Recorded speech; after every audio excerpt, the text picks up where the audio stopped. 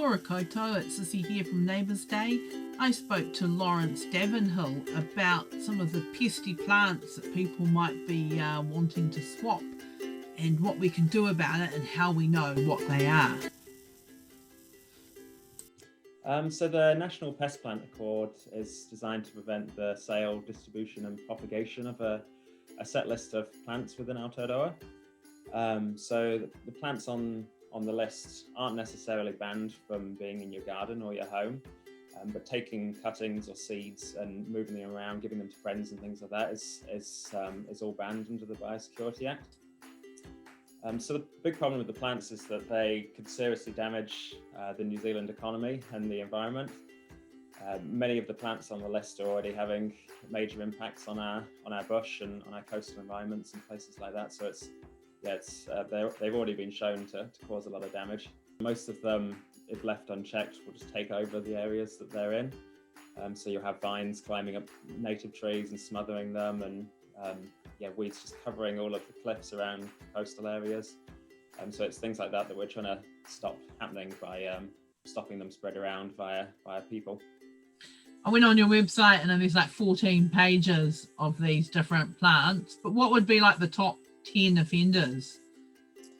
Yeah, so the top 10 would, I guess, depend on your region quite a bit.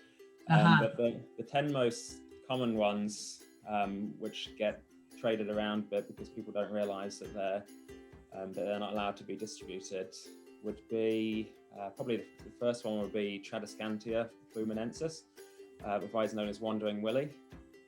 So a lot of people will realise how bad Tradescantia is because they see it in the bush all the time, but there's also popular cultivars like Pink Princess and Golden Girl, which are they've got different colours and variegation in the leaves, but it's still the same species, and so they are banned under the MPPA. Next one would be pig's ear, which is a succulent that grows around the coast. And yeah, succulents are always popular for people to exchange with each other, but this one has real bad effects on coastal environments. Another one is pampas. It's quite similar to the native toy. It gets these big seed heads, and it's quite popular at the moment for people to take these seed heads and use them in flower arrangements.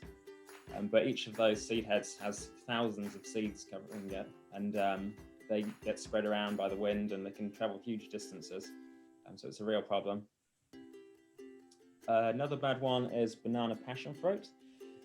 So a lot of people grew up eating banana passion fruits, but it's we've now realised how bad it is and how invasive it is, and just smothers bushes, smothers native bush. Another bad one is Plectranthus, which is quite a common one in people's gardens. It's got nice purple leaves, it looks quite nice, but it just forms a complete ground cover eventually and stops any native seedlings coming through. A similar one is aluminium plant, which is quite a common one as well. And that's for the same reasons as Plectranthus, that just smothers the ground and stops any natives coming back through. Then there's also Fairy crassula, which is a kind of succulent-y plant, and that's another one where it'll just take over on banks and cliffs and environments that are quite difficult for other plants to grow. It just really thrives there and can take over. Then there is bushy asparagus. So a lot of people are realising how weedy climbing asparagus is. And bushy asparagus is a close relative of it that is also very invasive. This isn't like the asparagus you can eat. No, you wouldn't want to eat this one, no. But they are related. Then there's also Japanese honeysuckle, which is quite a common garden vine that people have growing around. And it smells nice, eh? Is that the one that smells nice? Yeah, absolutely. Yeah, it smells nice. It has nice flowers, but once it gets into the bush, it just takes over. It doesn't grow too high, but it will smother native shrubs, and it gets spread around by birds, and it gets all over the place. And then the last one I've got on this list is blue passion flower.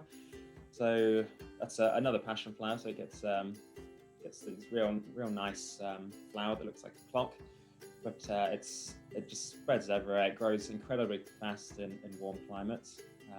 and it looks nice, but yeah, it does a lot of damage. It really takes over the bush. So they're probably the top 10 that get passed around quite a bit without people realising how bad they are and that they are actually banned from distribution. So, like you said, if they're in our gardens, we're not going to be prosecuted, but these aren't great things to have at the plant swap. Absolutely, yeah. So most of them you can have them if you already have them in your garden. Depending on which region you're in, some of them might be controlled by your regional council as part of the regional pest management plan. So that does depend on which region you're in, but there's just by being on the MPPA list doesn't mean that they're banned from even possessing, but it just means you can't distribute them anywhere. And so what if we're swapping plants, what should we look out for? Should we make sure plants are labelled, or what would your advice be? Yeah, it's good to chat with the people that are bringing in plants, especially if you don't recognise what they are. And if you do see anything that you spot and you think it might be on the MPPA list, have a chat with the person that brought them in, because most people aren't doing anything malicious. They just don't realise that these plants are pests and that they're not allowed to be spread around. So if you approach them in a friendly manner, most people are very, very happy to stop distributing it. Have you got ideas of what are easy plants for people to swap?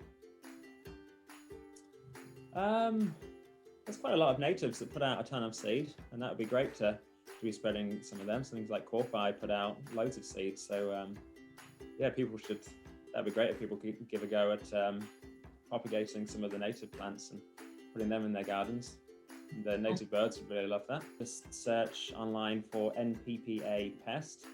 That will come up with the MPI's website, and you can find out the full list of species on their website, and they've got a guide that you can print off if you want to have a booklet with all the lists, or you can just look online and search for different species and find out more about them. But all regional councils do some pest plant control, so you can contact them if you want to find out what's a problem in your area and what they control. And so, we're all about neighbours connecting. Do you know your neighbours well? Yeah, I bump into my neighbours quite a bit when I'm walking my dog. So I find that's a really good way to say hi to people regularly and just catch up with what they're doing.